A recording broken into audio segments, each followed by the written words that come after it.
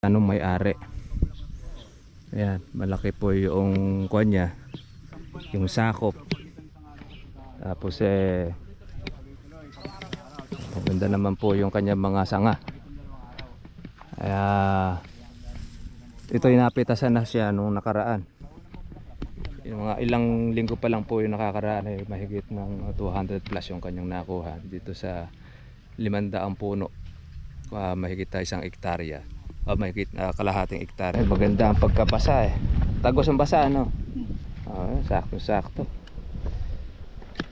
Kaya ako nalibre tayo ng pagpapatubig kahapon.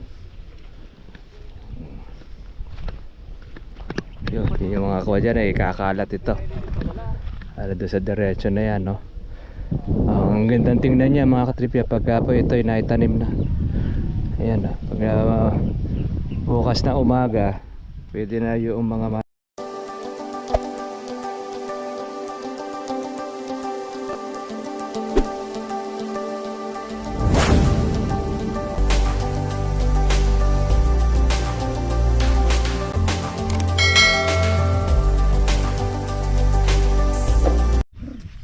good morning po sa inyo mga tribute. Welcome po sa aking YouTube channel. At dito po tayo sa Calaba, San Isidro, Nueva Ecija, kung saan po yung ating ka-farmers ay nagtanong sa atin ng maaarkilang lupa o tsaka ng kalamansian. At meron naman pong tayong nakita dito po sa lugar na ito. Kaya pinatingnan muna natin doon po sa may-ari tsaka doon po sa mismong mag-aarkila.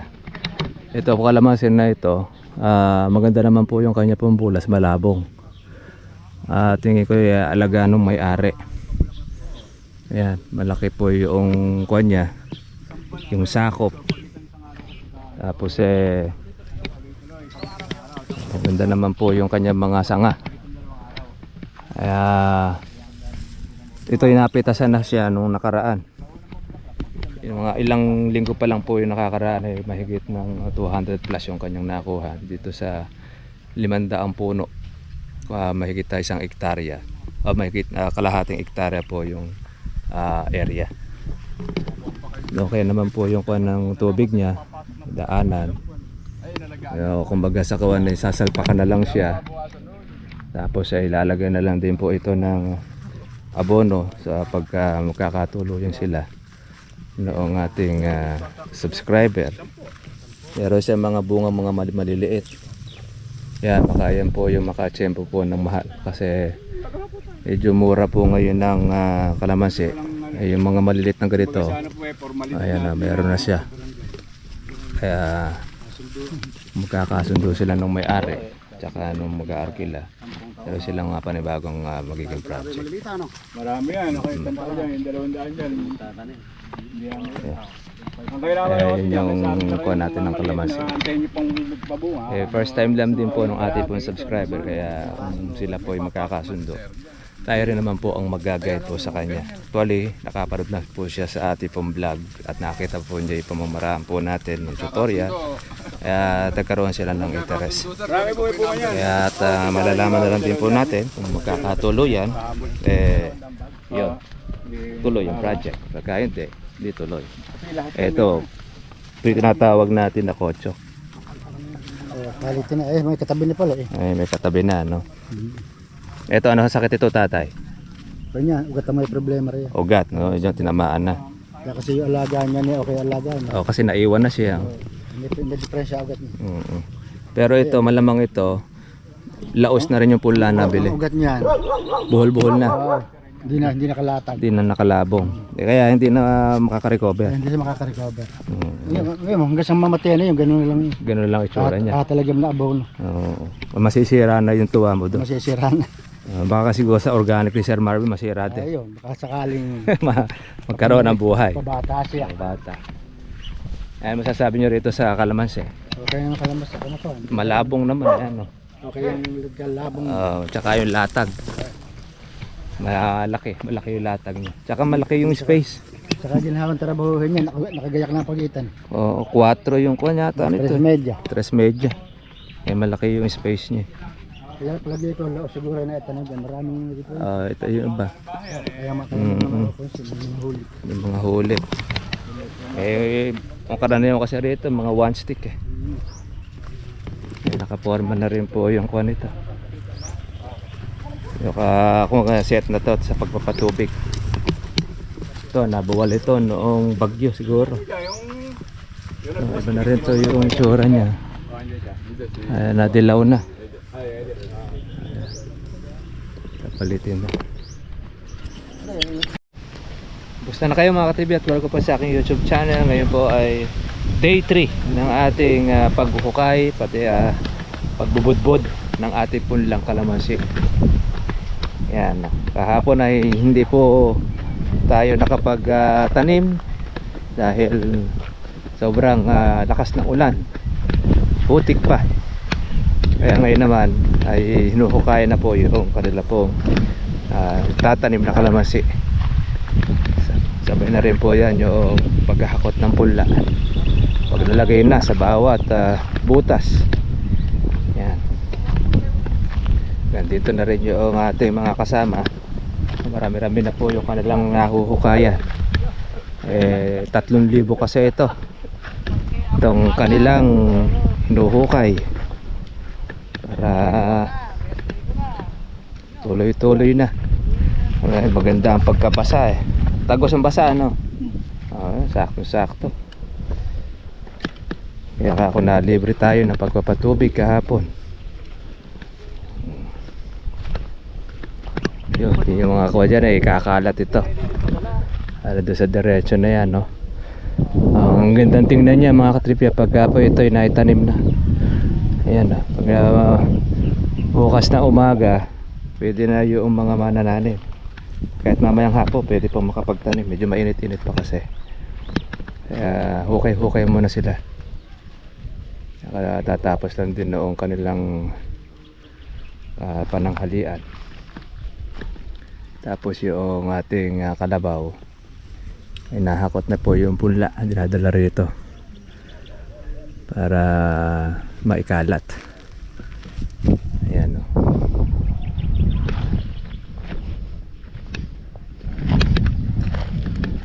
Ay, nakamenos po tayo ng ating pagpapatubig dahil umulan. Ito, mayroon mga katibya tayo pambunga. Kaya lang muna natin siyang lumaki para po kakapitas na tayo. Ito, pag ganito na yung size, pwede na po itong pitasin. Pwede na siyang gamitin na pang piga. Yan. Ganito lang yung size sa mga batang ganito para hindi naman po siya mapuwersa. Huwag po natin siyang palalausin. Pagka pwede na pong pitasin na po natin para makinabang na po ang tatanim na kahit sino pa man ng ating kalamansi.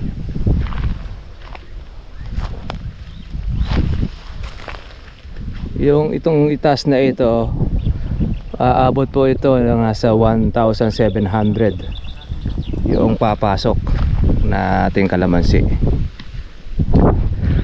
Tapos doon naman po sa parte naman po na yun ng ibaba, nasa 1,300. Kaya ang halos sa magiging buong total nito ng ating punla sa 3,000. Kaya more or less basta natapos magsapat po sa kapila, malalaman po rito kung papasok po yung 3,000. Lima po yung naghuhukay. Sila rin po yung magtatanim, sila rin po yung maghuhukay mamaya.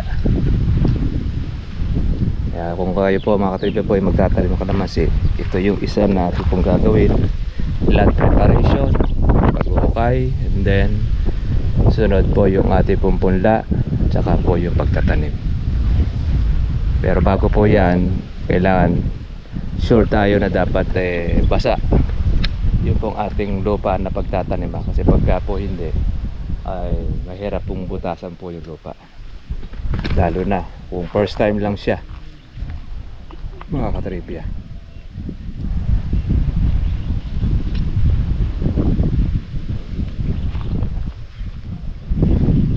Yan, ganda na po yung tingnan mga katribya.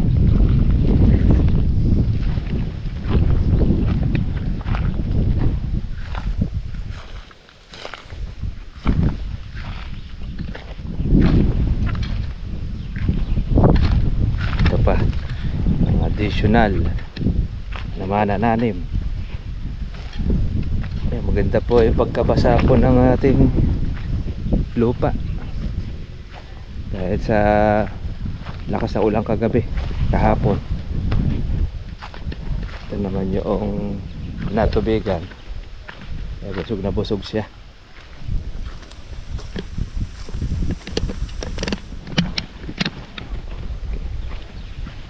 Ang ating day 3 na pagtatanim ng ating kalamansi.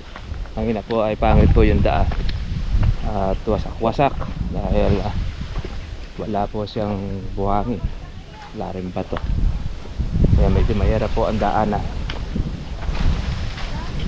Karaniwan kasi rito nakakadaan po yung kariton. Buti lang meron tayong kalabaw na siyang humahakot, nagbubudbud para dalhin po sa bawat butas yung kalamansi.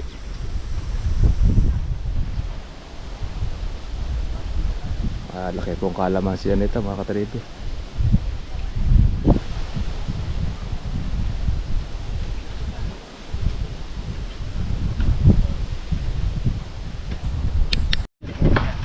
Kasi may harang ka din na Pagayahin nyo yung kuwan ng Batangas sa lansan. Kapitan yung wing eh. Ayan, tayo pag ganyan. Pagka nakasalansan Yan.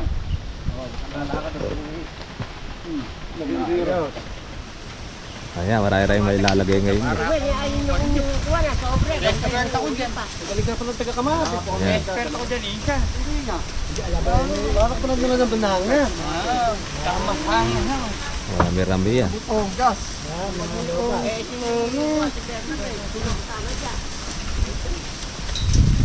Yung akin na, huwag nyo kalilimutan ikarga.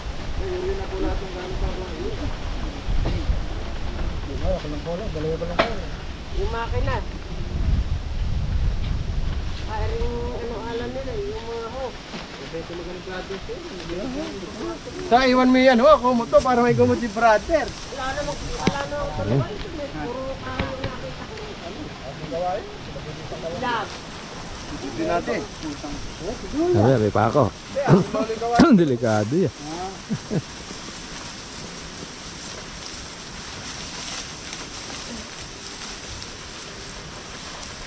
Matibay yung gulong ngayon. Yung palang tatatlo. Pangalawa pa lang yan. Kung yung tinanggal yung karang yan baka yari na yung hilera niya. Marami nalalagay pagka may kalang. Diretso na siya. Dito siya dumadaan pa ganun. Sabi yung laban pagka alang kuha. Pagka may kalang. Wala yung karang mo ano. Mas maraming laman. Siyempre isa kumikita. Marami tataya. Inihigasan nila yan eh. Diniretso nyo karga eh. Oo. Pero kakagaya ng karga ng dati. Nakahiga karga nila ang buwan yan eh. Maraming laman niya. Nakahiga. Tayo eh. Nakatayo eh. Hindi, kahon na siya. Hindi ubra kasi yung sa higayo yung upuan. May karang. Hindi, kakarga niya mga yan. Atas sa kahiga sa pagitan. Kaya mo lang, win. Ito kali pa uwi na Batangan niya. Kaya pa uwi talaga Batangan niya, palugin na. Diretso na nga yan. Biyahe.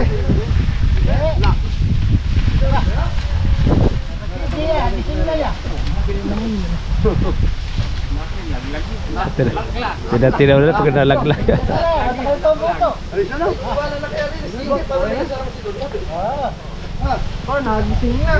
Good morning, Ige! Ayun.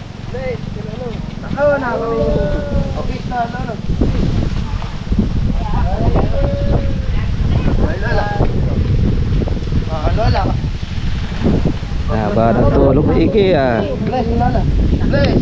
Haba ng tulog yan. Oh. Okay, sila na. Kiss. Kiss. sinopya na po yung mga ilang mga gamit. At bukas po sila ngayon tutuloy tanim. So, naipudpud na yung mga pula. Nasa 1,200 na po yung napudpud dito. Yan, ganda na yan. Kaya tayo rito bukas wala. Yung mga kasama natin na magtutuloy na rito na magtanim. Ilang araw pa tatanim na po lahat yan. Dahil marami na rin na silang mga nahukayan na.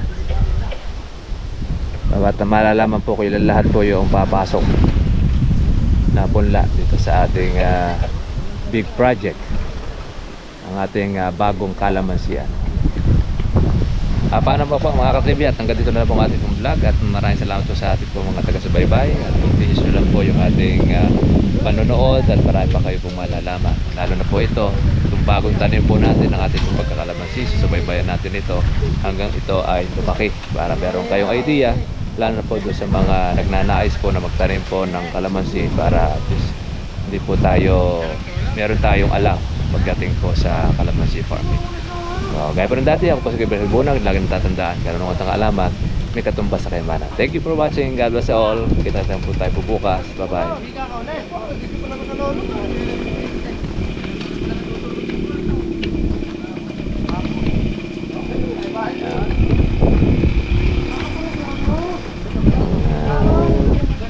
Nagigisil lang na iki.